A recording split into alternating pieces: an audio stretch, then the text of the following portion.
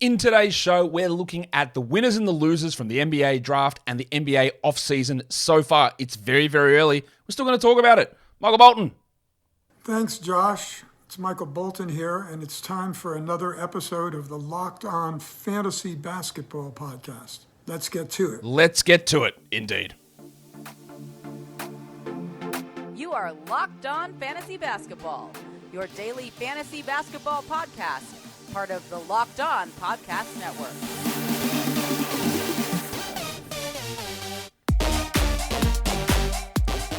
Hello and welcome to the Locked On Fantasy Basketball Podcast, brought to you by Basketball Monster. My name is Josh Lloyd. I am the lead fantasy analyst at basketballmonster.com. And you can find me on Twitter, as always, at redrock_bball, on TikTok at redrock_bball, and on Instagram at Locked On Fantasy Basketball. Download the Game Time app, create an account, and use the code Locked On NBA for $20 off your first purchase. Last minute tickets, lowest price, guaranteed. Thank you for making Locked On Fantasy Basketball your first listen every day. We are free and available on all platforms. So, done some draft recap stuff, Dynasty rookie ranks. Now, we're looking at winners and losers. Now, I know there is going to be someone who either comments or thinks this. No, I'm not calling the players losers. Sometimes when I'll say this guy's not very good, well, he has to be good, Josh. He plays in the NBA. Yeah, I know that. It is all very relative, as is the term winner and loser. These people might be losers, I don't know. But in terms of what it means for their fantasy value, I am downgrading their status. So let's just call them losers in that regard. Now, this is very, very early. We're doing this before free agency, and it's not going to include rookies. I'm not here to talk about, well, this guy is a winner in the draft because he went to this position. Because in general, we're going to get 3 or 4 relevant fantasy rookies for redraft this season. And in Dynasty, the situation doesn't really matter that much. We're more banking on talent versus system immediately, or team or fit or any of that stuff. This is more for the players who are impacted by moves at the draft, impacted by trades that have happened. There's been about 4 of them so far. And just impacted by the situations going on in the NBA. Now, this will be updated after free agency because a lot's going to change. But just to give you an idea of where things sit currently with players and the impact that has been had, I think it gives me a way to talk about a trade that did go down yesterday as well, where John Collins went to the Utah Jazz in exchange for Rudy Gay and a second-round pick. I'll give you my quick thoughts. Oh, no, I won't. We'll fold it in to the whole show. So we're going to be talking about that. Winners and losers. We've got a couple of things to talk about in the show tomorrow. I don't actually know what I'm going to do. So we'll find a show to do for tomorrow. But what do you think? Warnie. Let's get it on, Gilly. Let's start by looking at some winners. And the first guy that I have on my list as a winner is actually Richaun Holmes. Now, Richaun Holmes was a player that was involved in a deal on draft day. He went from a situation where he was completely buried in Sacramento, not only behind Domantas Sabonis, but they even moved Trey Lyles to the backup center spot ahead of him. Now, Holmes was a very good fantasy player for a few years there, and he has undoubtedly dropped off since then. But he moves to a team that just doesn't really have much going on at center, the Dallas Mavericks. Now, I'm not under any circumstance suggesting that Holmes is the same player he was 3 years ago or is going to reach those heights again. But I would say he has a real chance as a pick and roll, rim running sort of big man who can play defense at times and is more offensively talented than the incumbent Dwight Powell. He's a real chance to come in there and be the starting center. The opponents for that position, or the competition for that position, is Dwight Powell, who is fine. Legendary, lifelong Maverick, who they always just seem to go back to because other guys disappoint. And that might be the case again. JaVale McGee, one of the worst signings of last free agency, and not a factor. And rookie Derek Lively, who I don't think they're going to chuck out there as a 25-minute a night starting center immediately. I like Lively, but I don't think it's going to happen. So Holmes, I would guess at this point, has to be close to the favorite to be the starting center. They don't like starting Maxi Kleber at center, but they might, but I don't think they will. But I think Holmes is going to be the favorite there. So even if he's not necessarily a fantasy relevant player this season, Richaun, he is a winner because it boosts his chances. He had no hope in Sacramento of doing anything. None. And now he moves to Dallas with a chance to be a starter, minimum 20 minutes, maybe 27, and maybe be a top 100 player. That's a huge W. And I don't know if many people are going to think about that come fantasy draft time. And of course, this could all be blown up in 5 days' time when the Mavs make a trade and DeAndre Ayton is their starting center. Don't know how they do it, but something like that could happen.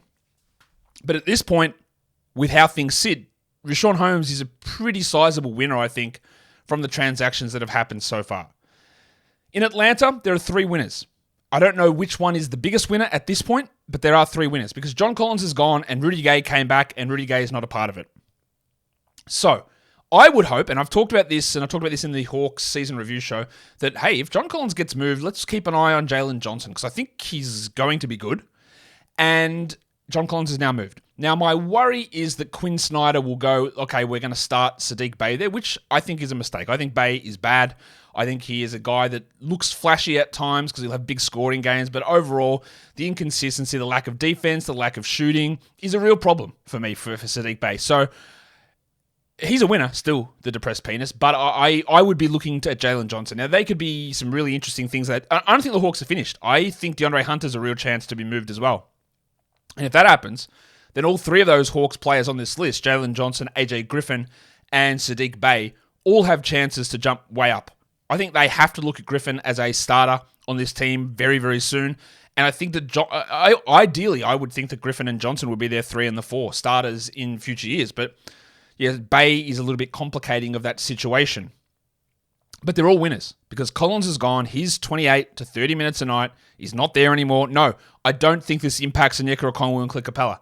They just don't play those guys together, and I don't think they're going to start doing that. It's going to be, regardless of if Bey's had plenty of opportunities at starters minutes, and we all know that he was a very substandard fantasy player. So while he is a winner now in terms of role going from John Collins' backup to maybe the starter, that doesn't mean he's a great fantasy option. We have seen it before.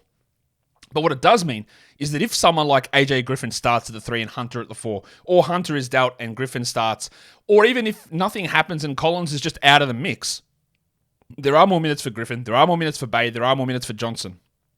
And at some point, those guys who I think are more talented, Griffin and Johnson, should be able to push into extra minutes. And they, at this early stage, they're looking like interesting later round flyer type players. It's a really interesting spot for them to be in. The other one who I think is a winner, and I do have more winners coming up, another one who I think is a winner is Johnny Kuminga in Golden State. And why, you might ask? Because they didn't trade him yet, and they didn't do anything to address any big man situation. They didn't draft a center, they didn't draft a forward, they didn't make a trade for a forward, they didn't do anything. So there was a lot of rumors that he might be on his way to the Pacers, which would have been great for him as well. And well, yes, he is still stuck behind Andrew Wiggins, behind Draymond Green. He is still stuck there, for sure. Heading into year 3 for Kuminga, heading into a situation where they didn't get bigger, they got smaller by bringing in Podziemski and not bringing in another bigger. Yes, Trace Jackson Davis. I think that it's a tentative win for Kuminga. He's still there. He's still getting valued. No one was brought in ahead of him. I think it's a win. I don't know that he's going to be draftable. And look, this could be a huge win for Kuminga if, say, Draymond does leave in free agency. I don't think it'll happen. But if Draymond does leave, then Kuminga's going to be a starter. And the fact that he wasn't moved off of means I think there's got to be some level of doubt with Draymond or what they're doing with John. I don't know. I put him as a tentative winner. And you might not agree with that, and that's totally okay. Today's episode is brought to you by Prize Picks. Prize Picks is daily fantasy, but it's not daily fantasy with salary caps or thousands of people going up playing for the same price, but it's you versus their player projections. Now, whether it is in baseball, which is currently running now, or basketball, and you've got your points and your rebounds, or your assists, or steals, or blocks. In baseball, I'm assuming they're doing hits and Ks and home runs and RBIs and all those sort of things. They set a number, and you look at it and you go more or less. And you do between 2 to 6 individual players. You can do cross-sport as well, and you can win up to 25 times your entry fee back. As I said, you do baseball. You can't do college baseball anymore because the World Series is over. Congratulations to LSU. You can do MMA, you can do golf, you can do disc golf, you can do boxing, you can do European basketball. That's over at the moment. Cricket, you can do that. WNBA is there on Prize Picks too. So download the Prize Picks app or go to prizepicks.com and sign up and play daily fantasy sports. First-time users can receive a 100% instant deposit match up to $100 with the promo code LOCKEDON. If you deposit $100, Prize Picks will give you $100. If you deposit $50, Prize Picks will give you $50. So don't forget to enter the promo code LOCKEDON and sign up for an instant deposit match up to $100. Okay, let's look at another bunch of winners. Let's go to Boston. Maximum Derek. You would have to expect that their starting point guard on opening night at this stage is Derek White. Marcus Smart is gone. Malcolm Brogdon's injured, although he should be right for opening night. White should be in a situation where there was a lot of criticism from me and from others that White would get benched in the fourth quarter, not play a single second despite being their third best player all season. Well, now we've got a chance for him to play 33, 34 minutes a night, every night. There is no Marcus Smart there. The player that replaced him is Porzingis, obviously. But I don't think there's going to be many situations where they go onto the court without either White or Brogdon out there. And they run, Porzingis, Williams, Horford, Tatum, Brown together. I don't think that's going to happen that much. This is a huge boon, I think, for Derek White. Now, I had someone as soon as this trade went down, man, do we take Derek White in the top 50? Like, no, we don't do that. I don't know where he's going to come out, but that seems really early. And White was amazing last year in staying healthy, something he had never been able to do before. So don't look at that as a guarantee that he's going to be healthy. You know the rules. Just because you're healthy one year doesn't mean you're healthy the next. That's not how it works. White's role is going to be better. It's going to be more secure, and I'm interested in it. But I'm also interested in his teammate, Peyton Pritchard. I talked about Pritchard in the Celtics season review, and some people were pretty critical of the way that I hyped up Peyton Pritchard. I said I think he can be an interesting player that if found the right situation, he could be a fantasy relevant guy. He's not there yet. But after requesting a trade last season, not getting it, the situation has opened up. There is no Marcus Smart, so he probably moves into a rotation spot there. If Brogdon is hurt again, he could easily be a backup. I think he can play next to Derek White. The shooting becomes important. The passing on a team that's the worst passing team in the NBA becomes important.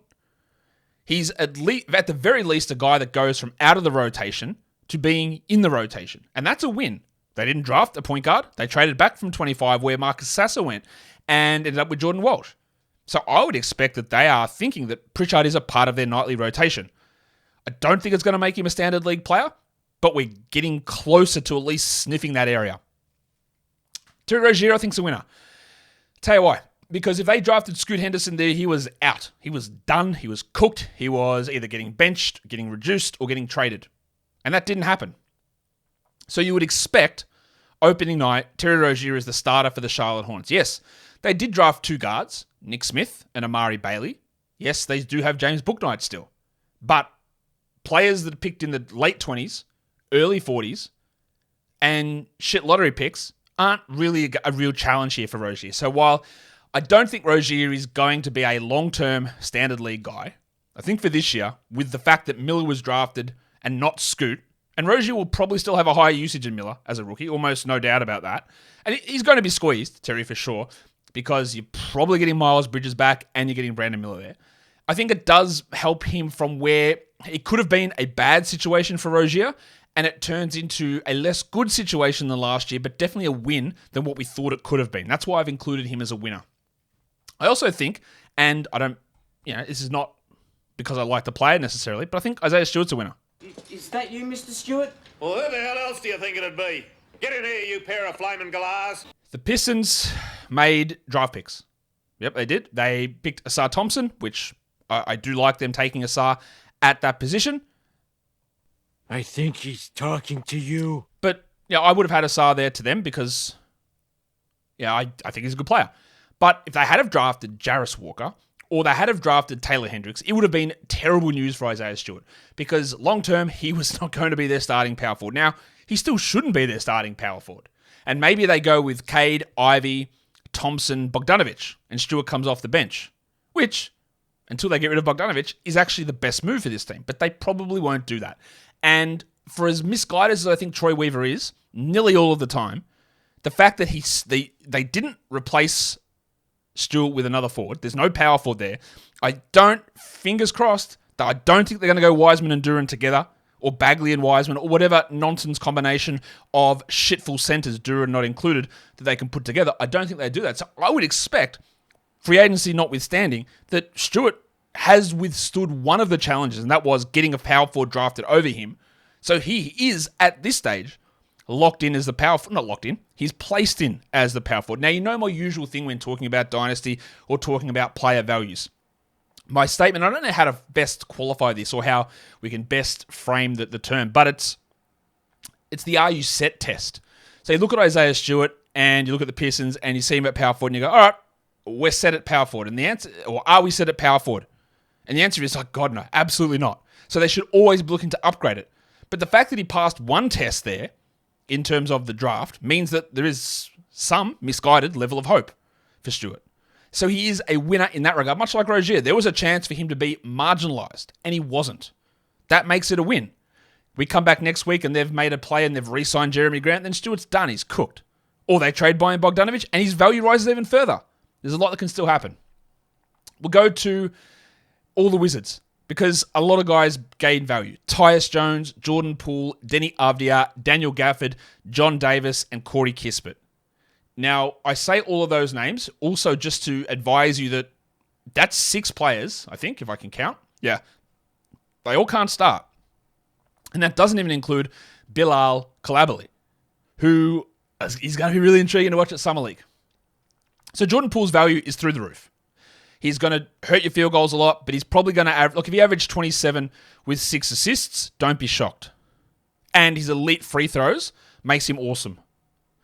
Tyus Jones is probably going to be their starter, although Monte Morris and Dylan Wright are still there, and we don't know how that's going to play out. There's a lot still to happen with the Wizards. But Jones goes from a half-season starter to probably a full-season starter. I would expect that Avdia is their starting power forward. And they did not draft one. They could have taken Taylor Hendricks or Jarris Walker, which would have made me less bullish on Avdia, but they didn't. So Avdia is their starting power forward at this point. Now, this team and this front office has no reason to be married to what Avdia can do. They didn't draft him. And we know he still has limitations with shooting percentages. But in the games where he was placed into a larger role, he always played better. And I think this is a good spot for him. Dan Gafford, Porzingis is gone. He's going to have to play 28 a night. He's a clear top 100 fantasy player.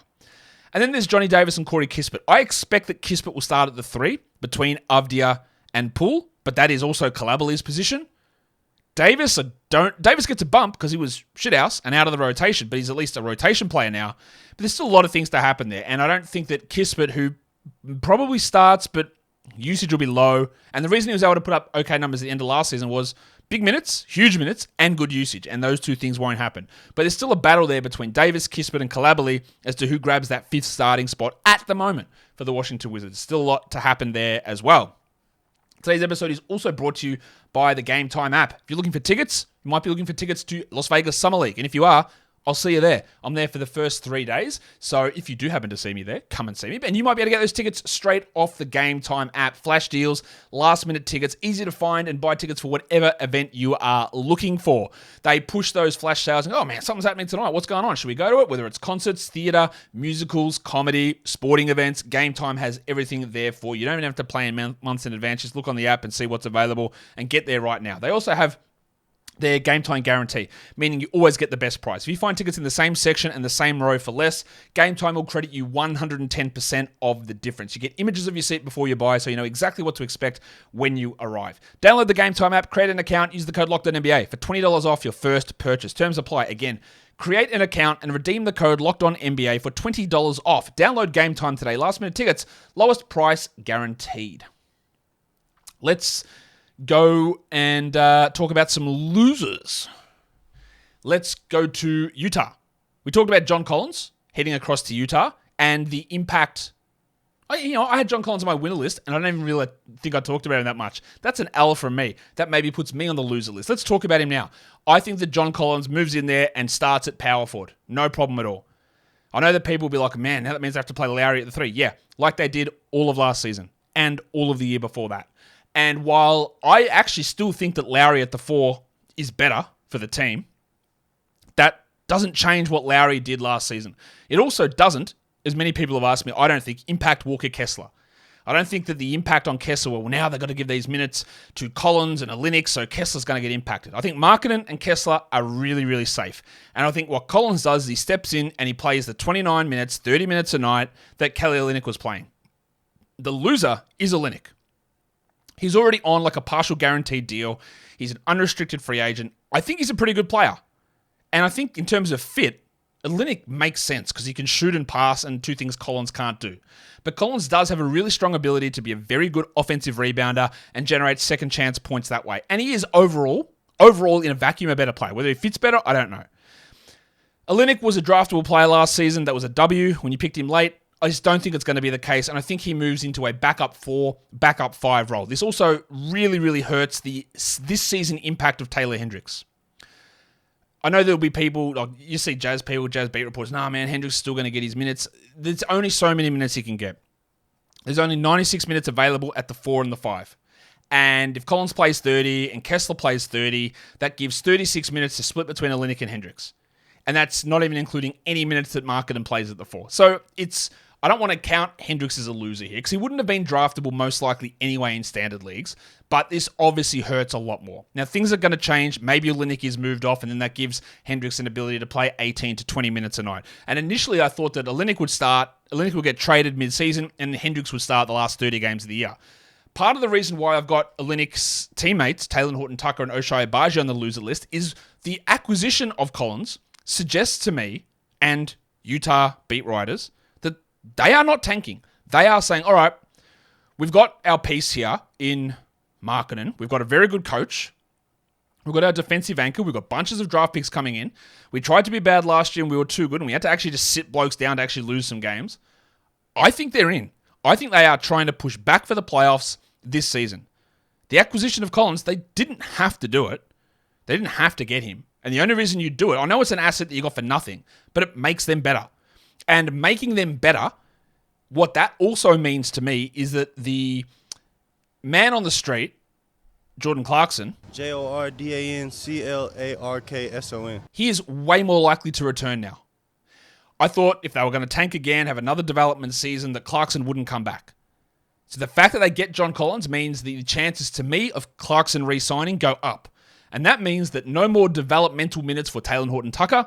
It should be Sexton and Clarkson as the 1 and the 2, I would guess. And Horton-Tucker was okay at the end of the year, but he was outplayed by Chris Dunn. Like, he's not that good. And Ochai Agbaji only started to play well when Jordan Clarkson was out. And again, if you've got Sexton, Clarkson, Markkanen, Collins, Kessler, then Agbaji doesn't have the opportunity to start and doesn't have the opportunity to elevate his game. Now, I don't think he's very good anyway, and I think he's highly, highly overrated. But this is, and they also drafted 2 guards with Bryce Sensabaugh, who I think is better than Agbaji, and Keontae George, who I think is better than Agbaji as well. So getting those 2 guys in, increasing the chances that Clarkson re-signs by adding John Collins means that Horton-Tucker and Agbaji, and even Chris Dunn, guys who played well at the end of last season, are in real strife in terms of putting up numbers that improve on that, I think. I think for the San Antonio Spurs, I think Keldon Johnson is a loser. Whose horse is that? And I'll tell you why I think that. Is that they drafted Victor Wembanyama. Awesome. Love Victor Wembanyama. Great player. We know this. Where does Keldon Johnson fit in? And you know that I've always offered that. The question again, are you set? Are you happy with Keldon Johnson as your number 1 player? Absolutely not. You're not. You aren't. And the only reason he became useful for points leagues last year was just huge volume. And I just don't think he's going to have that volume. And we try and work their lineup out. We don't know yet. Are they going to bring back Trey Jones? Because they don't have any other point guards. So their starters will be Wembanyama, I think Zach Collins, Devin Vassell, Jeremy Sohan, and then probably Trey Jones. You could argue that Keldon should start, but over who? Vassell? Should he start over Sohan? Should he start over Trey Jones and they have 0 point guards running the offense? Should he start over Zach Collins and you put Wembanyama as the starting center straight away? If you are on the pro-Keldon train, and I am very obviously not a fan of Keldon Johnson being a winning contributor as a starter, as your 2nd, 3rd best player, I don't think it works. I don't think he is that good. I know this. And I know he's on this great, he's on such a good contract. That's cool. He's on a great contract. Doesn't mean he has to play. But who does he start over? Wemby? Sohan? Vassell? A point guard? Or a center? And I think the answer should be none of those players. You could easily say Wemby goes at the 5, Sohan 4, Johnson 3, Vassell 2. Easy. But I am pretty sure they don't want Wembanyama at the 5. You could also say Sohan's our full-time point guard.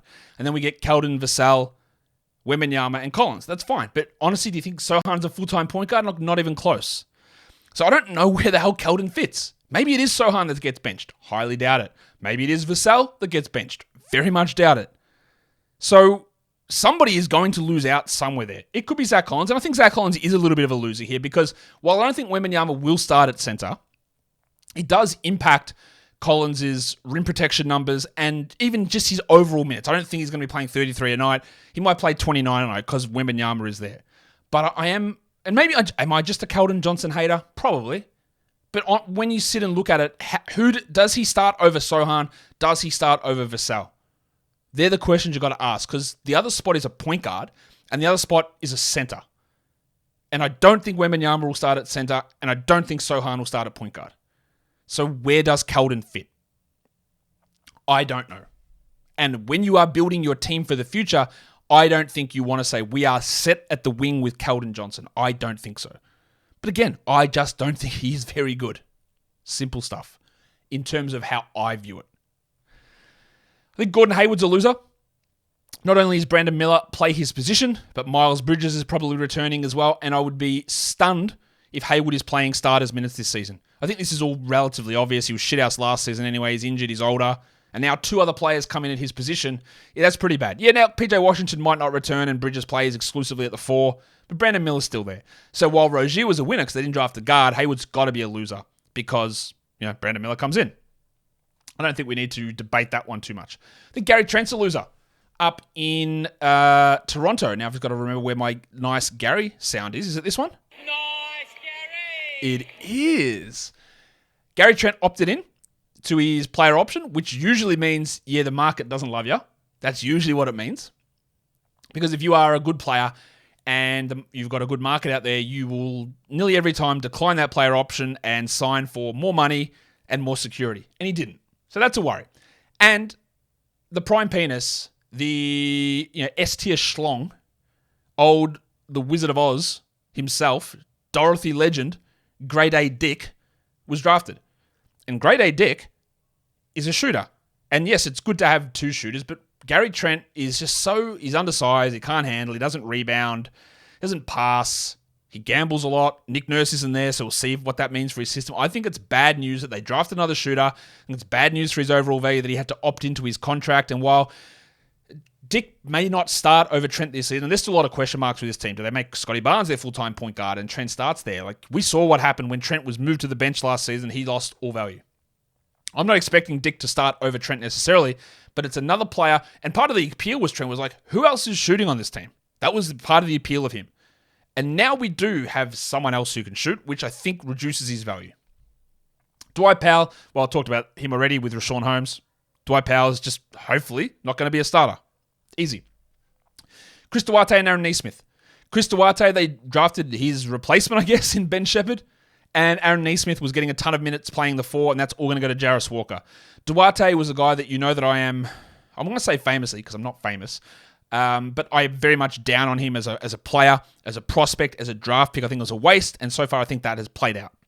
And now they do have Shepherd in there, there's Hield there, there's Mather in there. Does he even play? Probably not. Will Shepherd be a rotation guy? I don't know. Maybe not. But I think there's Halliburton, there is Nembhard, there is Hield, there is Mathurin, who are all clearly headed Duarte, and then they brought in another guard. Don't care that they brought in Mojave King, who's going to be a 2-way guy, or Isaiah Wong, that doesn't matter, but the other guys replace him. And then, Nesmith, who I thought, again, was bad, played a lot at power forward last year, and he won't do that. I could have also chucked Sticks on this list, who played some power forward, Jalen Smith, and with Jarris Walker there, he's going to hurt as well. And then we go to the last group of losers on this list. Let's go to Houston. I would have to say that Kevin Porter Jr. is a massive loser. The reason being, Kevin Porter Jr., I have been down on him for years. But I also said that he had actually a pretty good season. He improved significantly last season. I thought he was stepped it up and was probably their second best player behind Şengün. Big improvements. But they drafted Amen Thompson. Okay. They are constantly in the rumors for getting James Harden or Fred VanVleet. And all of those guys play the same position as Kevin Porter. Now, I think that Amen can coexist with Porter and Green because either Amen or Porter, they've got the size to play the 3. But they also still have Tari Eason, and they drafted Cam Whitmore that can theoretically play the 3 as well. And when you just hear every moment, we're looking to upgrade point guard, we're looking to upgrade point guard, we need a point guard, we need a point guard, that's pretty bad news. So Porter had a great opportunity with good usage and big minutes last season. And even if they don't bring in another point guard, the fact that Amen Thompson is there is going to hurt Kevin Porter. And KJ Martin was their starter at the 3 after Eric Gordon left. And you got a new coach, so does he still believe in KJ, who asked for a trade last season anyway? There's Cam Whitmore, and I don't think Whitmore will be a starter immediately, but at some point you've got to give Eason a crack. You have to. And that is bad news for KJ Martin. Everything that's played out so far is bad news. I think it is bad news for old mate Lou Dort as well. No, my son is also named Bort. Now, I preach relatively consistently on this show that you always got to pay attention to what you're listening to, what you're reading, what sort of biases are out there. I talk about it all the time, how big games get highlighted by your Legion Hoops or NBA Central or House of Highlights or whatever, and people love talking about it. Yet when the player has 2 points on 1 of 9 shooting the next day, it's absolutely crickets, and you never hear about it. Or, Jimmy, playoff Jimmy, how awesome was he? Yeah, you know what? His stats were actually worse than they were in the regular season. He played like 7 more minutes, and his overall numbers were either equivalent or worse. Right? But you don't hear about that. You hear about the narrative games because he scored 50 and 1 against Milwaukee. Not to hate on Jimmy. Am I a generational Jimmy Butler hater? Not really. I just think that some of the narratives go too far.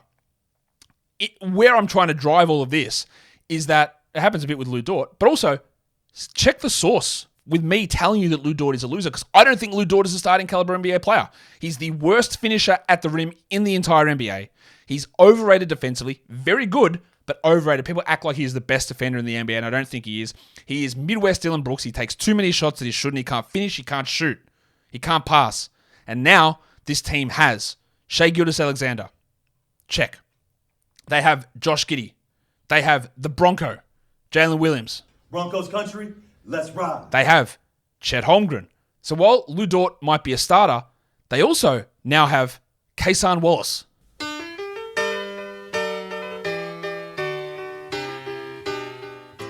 And those of you who don't know what that song is, it's called Kason. So that's where the Kason Wallace comes from. But it's also sung by the same bloke who sings the Barnesy Scream. My point here is that as soon as Jalen Williams was drafted last season, I went, yeah, look, guys, give it 2 months and Williams is going to be ahead of this guy. I thought that Williams, and that was before I knew that Chet was going to be hurt, and I thought that Jalen would just start over Lou Dort. He ended up starting next to Lou Dort, but I'm just not a big Dort guy, and I don't think that you can be a super winning team when he's playing 33 minutes. Well, now they can go Wallace, Shai, Giddey, Bronco, Chet. That's your best 5 players. So bringing in Kason Wallace, who might not start immediately, and Dort still might be okay. He won't be okay. He'll be bad. Check your sources. I'm biased against him. I don't think he's very good. I think it's just bad for him that another player came in and he's just not a lock for being there. And if you're trading up to get a guy like Kason, and they traded up to get an Usman Jeng last season, not that I think Jeng's coming for his minutes, but all these guys mean that Dort becomes more expendable. So I think he's a loser. Trey Mann also, who I don't think is an NBA caliber player, just getting Kason Wallace in there absolutely cooks his future, I think. We go to Orlando. They made 2 draft picks. I didn't love them. They could turn out okay. I didn't love them. Anthony Black. Mr. Black. And Jet Howard. Both of those guys are guards. That is bad news for Jalen Suggs, Cole Anthony, and Markelle Fultz. Now, I think Markelle Fultz is a very good starting NBA point guard and will start over Anthony Black without any concern at all. I don't think you can start Black next to Fultz, so someone, either Gary Harris, Jalen Suggs, or Cole Anthony, probably Suggs, still probably opens the season as the starter. I think ideally they'd love Jet Howard's size and shooting there, but I don't think he'll be the starter. But overall, just adding a guy in there on that team, Fultz, Suggs, Anthony, all right, those 3 guys, plus Black, plus Howard, plus Gary Harris, yeah, there's too many names. There's too many names. And you don't invest the number 6 overall pick if you don't expect him to be your starter moving forward. So something is going to happen to Fultz. Now, if I'm another team, and I think I drafted Cole Anthony in a dynasty startup at like 110 in a draft a couple of weeks ago. I think he's a little bit like Kobe White, that he just needs, a team needs to come in there and say, we'll give you a late first. The Spurs. And the Spurs brought Cole Anthony in to be their starting point guard. I'd be all over it. Now, Anthony can be a chucker, but he also is able to rein in some of what he does. He can shoot, he can score, he's got balls, he's the best post-game interview in the NBA. But he's going to get hurt on this team. It is absolutely ripe to get him for nothing in a trade and in a dynasty league also, because it's a shit situation. They lose value. But if they are moved on from, and I do the same with Jalen Suggs, I still think Suggs can be a very good player. He was the 5th overall pick 2 years ago. I don't think we should be giving up on him. But those additions of Black and Howard absolutely drop the value. And even with Fultz, it drops their value. I think that DeAndre Ayton and Bradley Beal lose value. Ayton becomes the 4th offensive option. He hates being in Phoenix. They're not trading him. We'll see what Frank Vogel does there. But he's never getting the ball. He doesn't block shots. He never gets to the line. He doesn't take threes. He's going to grab rebounds and score for 12 points. Maybe not 12, but he loses value. He already lost it last season. He's going to lose it again. Has to. And Beal is going to go from being the number 1 option to the number 3 option. And that hurts. That hurts him. Now, I probably should have had Devin Booker on the winners list because he's going to play a lot more point guard. And that's going to push him maybe to be a top 10 player. But I think Beal, I'm not sure Beal's a top 50 guy next season. He was barely that this year. I think he was about 40th. And he's going to lose usage. And is his shooting going to improve? Maybe, but maybe not. So I think he's a loser too. I also think Chris Paul loses tons. He went from Phoenix, where he had struggled. He went to Washington, where we thought, is he going to be their starter? And now he goes to Golden State, where he's almost definitely a backup and almost no chance he's playing 30 minutes a night. I would say 25, 26, keep him healthy for the playoffs. Otherwise, you're going to go Paul, Curry, Clay, Wiggins, Draymond. Is that the lineup you're going with a lot? You will, they'll do it. But Paul's not going to play 33 a night. He loses tons, and I'm not even sure he's going to be a top 100 player this season. It's helpful for the Warriors if they reduce him, but it's not good for fantasy. If we go to Portland, I think that Anthony Simons has to be a loser. Dog him, Red! With the big caveat that I don't know what's happening. I don't know how you can keep Lillard, Scoot, Simons, and Sharp all together on the same team. But with the way the team currently sits, Simons' value is plunging. He usually plays way better when Lillard is gone, but now, if Lillard is gone, well, Scoot is there.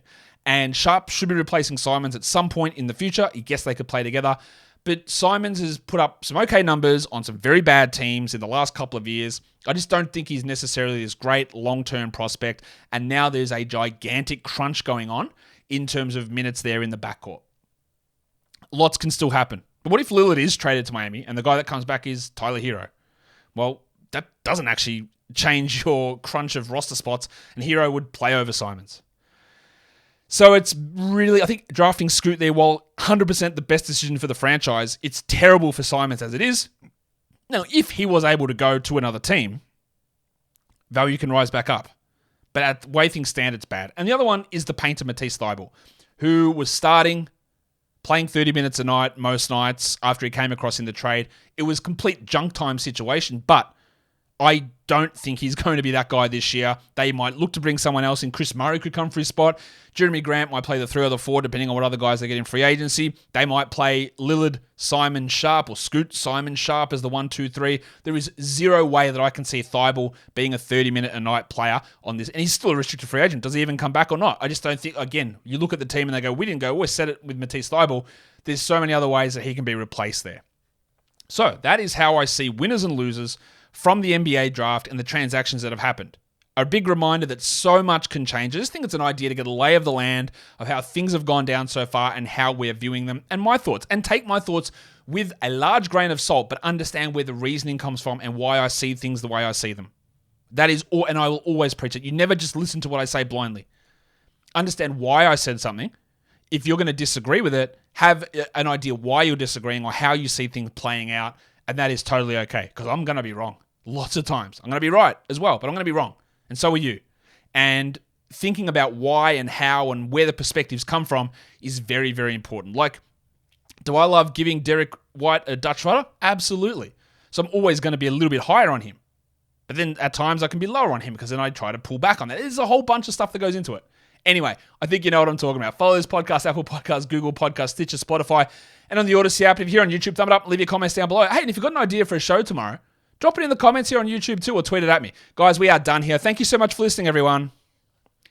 See ya.